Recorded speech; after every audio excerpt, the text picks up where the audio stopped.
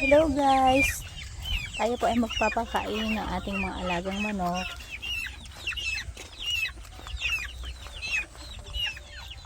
Tuloy titignan natin kung merong itlog. Chantal.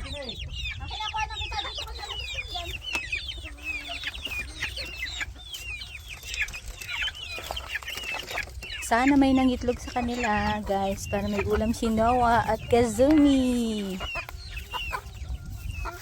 Ay.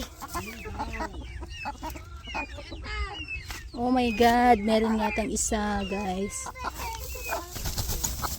Oh yun, may isang itlog. Wow! Ay nako. Thank you. May ulam na si Kazumi. Sumi, kunin mo tong itlog ng manok. May ulam ka na.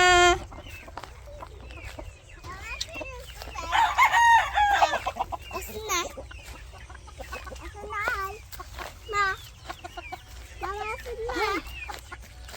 Guys, may isa pa. Oh my god. Oh my God. May isa pang egg. Yehey, tagisya na si Kazumi at Noah. Sa akin, tapos kay Noah. Thank you, chicken. May ulam na si Kazumi at Noah.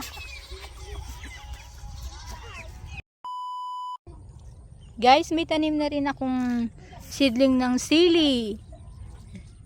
Saka yung kalamansi. Lalambot yun. Oh, eto yung puno ko ng sili, guys.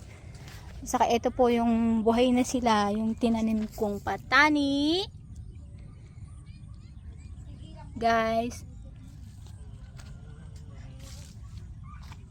Oh, lalaki na nila. Tingnan mo, malapit na. Buhay na sila. Bukas po dadamuhan ko at wala akong trabaho. So guys, may tanim na rin akong gabi. Oh, di ba?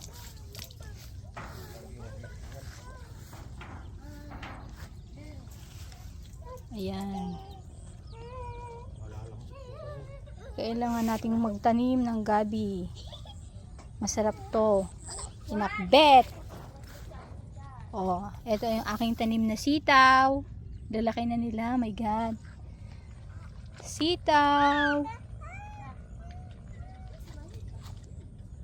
Ganyan po yung aking ginagawa pag ako'y walang trabaho.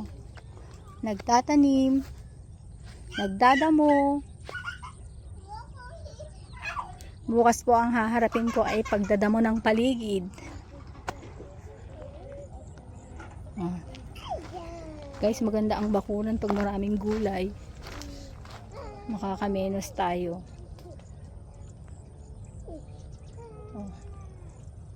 Guys, ito muna ang update ko. Bukas ulit. At ako'y magtatanim naman ng mga kalabasa. Thank you guys. Pupunuin po natin ang ampalaya ang ating bakuran.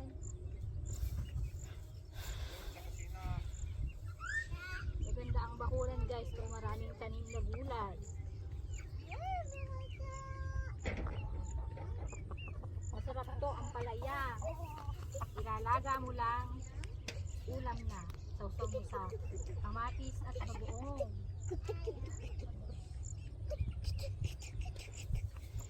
Oh guys, may tanim pa akong malunggay. Panghalos sa manok na tinola.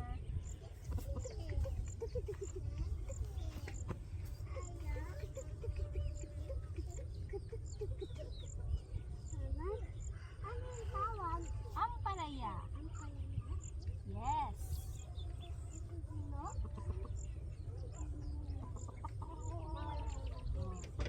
May tanim pa akong papaya.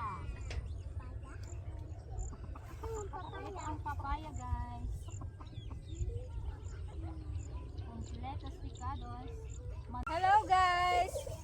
Andito po tayo. Magtanim tayo ng ampalaya. Para pagdating ni Inang, marami siyang ulam. Isang tabing. Kailangan nating magtanim sa ating bakuran para may ulam tayong makukuha. Dami ko nilang tanim. Para hindi ba siya nating bibilhin.